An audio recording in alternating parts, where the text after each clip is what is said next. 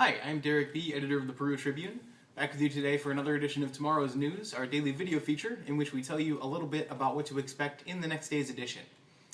Today's Friday, May 16th, 2014, so I'll be telling you what you can expect in the Saturday, May 17th edition in print or online now at perutribune.com.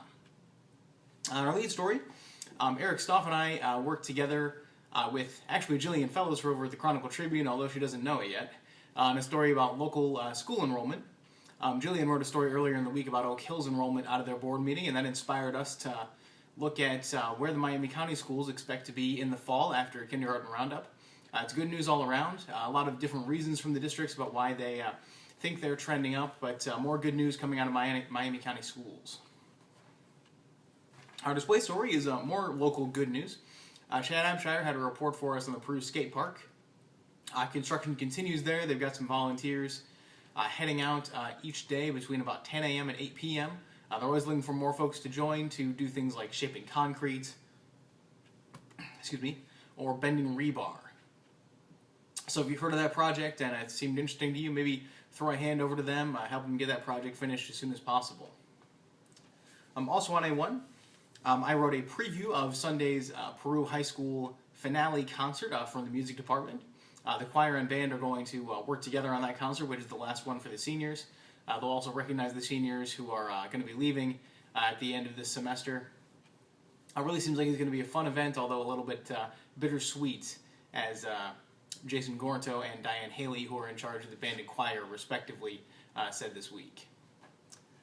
Also on A1, Chad had a story for us about Bruce Carson. This is Your Neighbor feature of the new city building commissioner of the city of Peru. Really an interesting guy, has a lot of construction experience, actually plays Minecraft with his son, which I thought was really kind of sweet. Finally, Eric Stoff had a report for us on a theft that happened Thursday afternoon.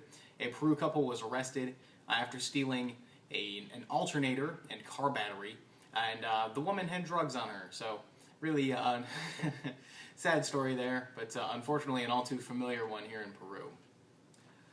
Finally, on the sports page, we had two stories from Nick Roby.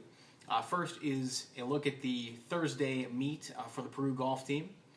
They continue to perform well, and they're going to be performing in the Saturday Mid-Indiana Conference Tournament at Rock Hollow Golf Club. Nick talked to them a little bit about what they expect from that tournament as well, and from the Braves. Also on that page, Nick had a story on the North Miami Athletic Director. Steve Lynn, as we've reported before, has retired.